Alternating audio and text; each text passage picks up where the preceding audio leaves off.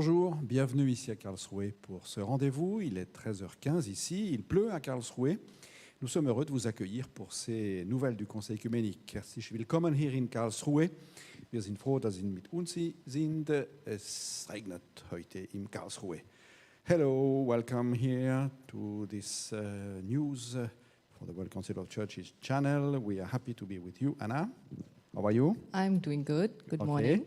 So we shall present you the work of our colleagues. They've worked very hard, and you shall see their work is very interesting. We have four topics to show you, four stories, and it's up to you, Anam, to introduce the first one. Yes, I really like the first one, and it's from one of our colleagues, Eugene.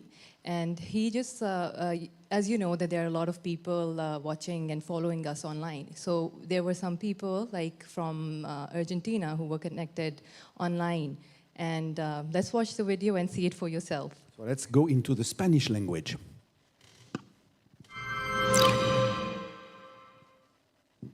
La Asamblea del Consejo Mundial de Iglesias se celebra aquí en Alemania, pero va mucho más allá, va más allá de las fronteras porque llega a cada una de las iglesias y a todo el mundo a través de los medios de comunicación que hoy en día tenemos. Ahora estamos con Angie, que es de Argentina, que es steward aquí en la Asamblea. Ella es de la Iglesia Evangélica del Río de la Plata y vamos a intentar hacer una llamada a un grupo de jóvenes que están teniendo una actividad estos días. Así que vamos a hacer el intento de llamarlos.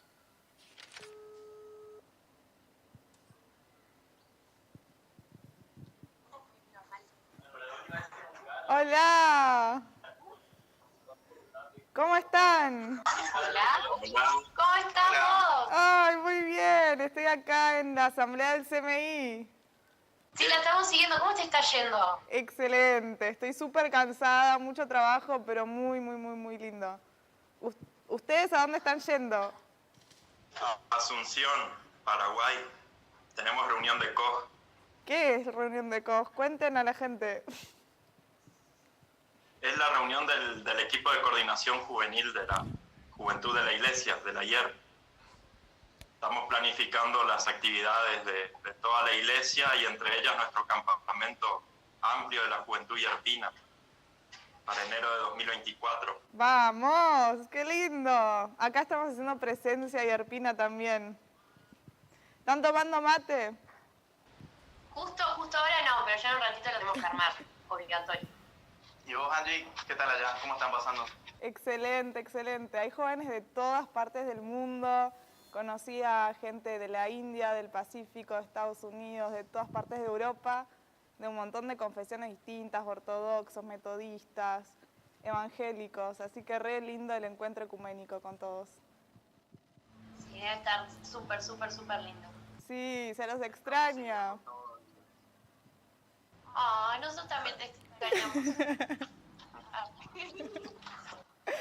Bueno, Angie, sí, vamos a estar siguiendo toda la asamblea online y te mandamos un abrazo grande, te extrañamos mucho. Y seguí contándonos cómo te va también, ¿eh? Mensajito privado. Les mando, gracias. Un abrazo grande. Chao, chao. Chao.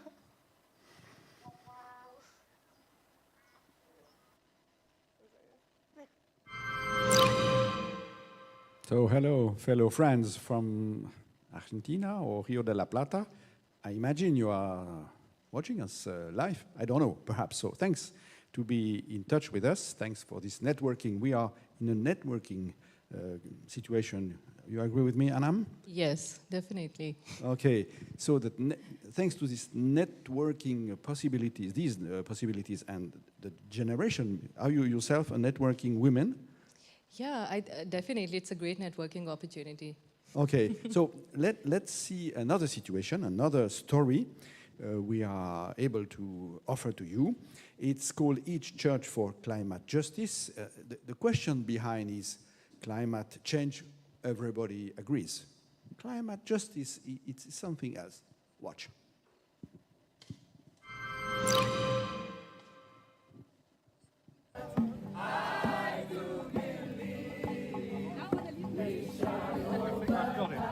Okay.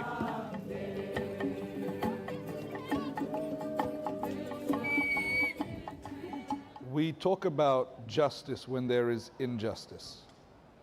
And over the last few years, in the last decade, we have seen the language shift from talking about climate change as a phenomenon that is happening to talking about climate justice. Because when we talk about climate justice, we acknowledge that there are people who are being disadvantaged, there are people who are experiencing injustice as a result of climate change due to the impacts, due to the inequality in terms of those who are the least contributing to carbon emissions being the most affected by climate change, and in the context of bearing the brunt and being forced to become basically beggars in the international arena in order to pay for damage that is caused by somebody else.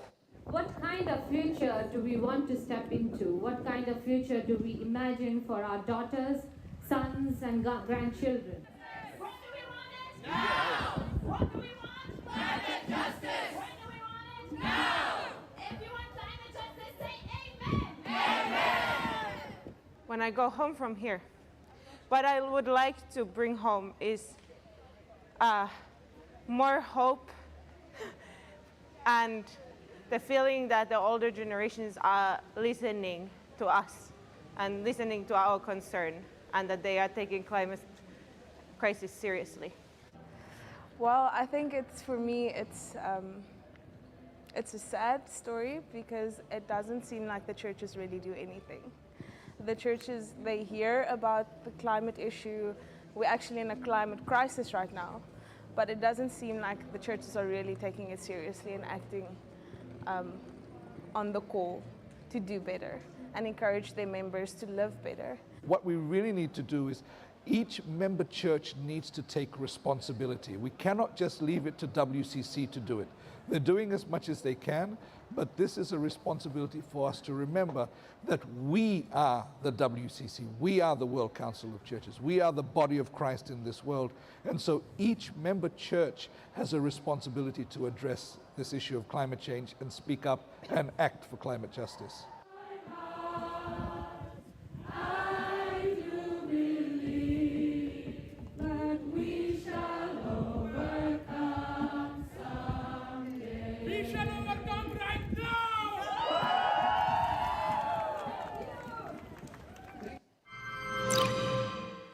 Act now. Strong question addressed by the young people to the churches. One word about climate changes and Pakistan. You come from Pakistan. Your country has suffered enormously these last hours. Indeed, yeah, it has been like in the video, they were just saying that there are certain countries which are not the biggest contributors, but they are on the receiving end, but the most vulnerable country, and Pakistan is one of the top 10 countries. So it's very sad to see that, but then you also see a lot of movement in terms of people coming together, helping each other, which is something nice to see. So we send our thoughts to the Pakistan, maybe watching us. Yeah. Thanks, Anam. We are moving to a third story, which is quite different, but this is news, it's different. Now we have a news about beauty of sounds. Anam. Yes, I mean, in the last video, it was such a beautiful song. Everyone was singing together, "We shall overcome someday." So music has no boundaries, and I sometimes personally, I think I feel the love of Christ through music. And that is why the worship under the worship tent in the past few days has been really touching and soothing for the heart and for the soul. And I would like all of you to have a glimpse of a little chant which one of the delegates was singing during the worship. Listen to this beautiful voice of Maria Laura Coman.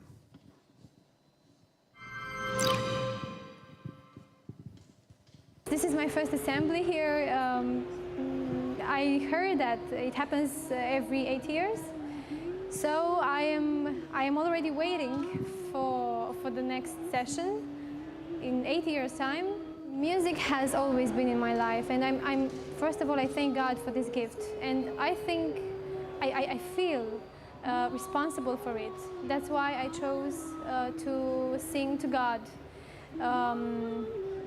lately, because before that I was singing pop, jazz music, and all of a sudden I thought that if God gave me this gift, I should also praise Him. This is a song in the Romanian language, and it's a request so that it's a prayer. We are praying to God that He should listen to us.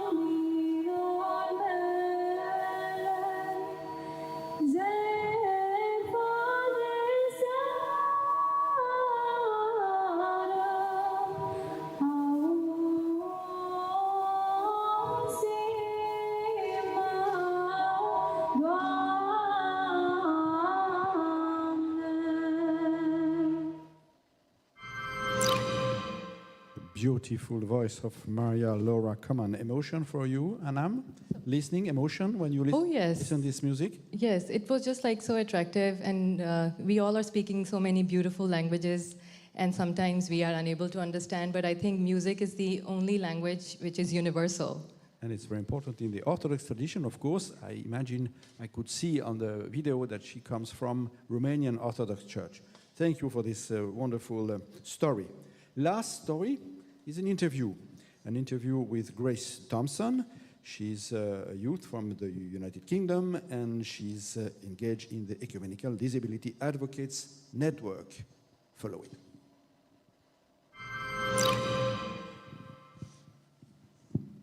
So my name's Grace Thompson. I'm from the UK. I'm a member of the Church of England. I have complex physical and mental health, as well as multiple neurodivergent. So that means that I am a full-time wheelchair user. I also have a feeding tube where I get a majority of my nutrition and need full-time support. So that's kind of the rough outline of my disabilities. I met one of the EDAM members just to talk to him about disability within the church. And then he suggested that I might want to apply to become a member of EDAM. I see it as a very good opportunity for both disabled people to learn how to advocate for themselves better, as well as able-bodied people to learn how they can better include disabled people within the church and ministry as a whole. But some people just want to feel sorry for people who are disabled. Oh, that poor girl in a wheelchair. What should they know about disabilities? They should know that there are gifts and there are struggles that come along with being disabled, that it's not one or the other, that they come intertwined, that being disabled has given me the unique gifts and strengths that I now live with. They've given me the ability to look at a pavement and go, that's a big camber, and that's a more less useful example, but it's given me the tenacity and the strength that I now bring to that I now want to bring to serve to the wider community. I do that through multiple different volunteering, both nationally, locally, and now internationally with EDAN. And I want people with people who look at people with disabilities with pity to know that my life doesn't have to be a misery. that you can be part of the solution that enables disabled people to live full and fulfilling lives that make a difference in the community around them. In the UK, in the Church of England and in the broader Christian community, ecumenical community, how are people's attitudes around disabilities? Has the church been learning? How's the church doing in general? It varies significantly. I have come across some organisations which I have struggled to access, who refuse to make any adjustments, including like when they were renovating churches. I have since moved on from that organisation and have found an organisation that is far more welcoming and has allowed me to start sharing my gifts. I recently went to a Christian camp in the summer and they were amazing. It was really lovely to see how possible it is to include disabled people and do so in an easy and efficient manner. Adjustments just happened. I didn't have to fight for them. I didn't spend all my energy just battling to be able to access the place. I could actually enjoy my time there, and that was an amazing experience. But I'm curious about the dynamic of your age. In Adan, which is, most of the people in Adan tend to be older, they've been at it for a while. You're a young person, you come in with a new voice. Are there some different perspectives that young people living with disabilities have, which are helping to change and help the organization to grow in some positive ways?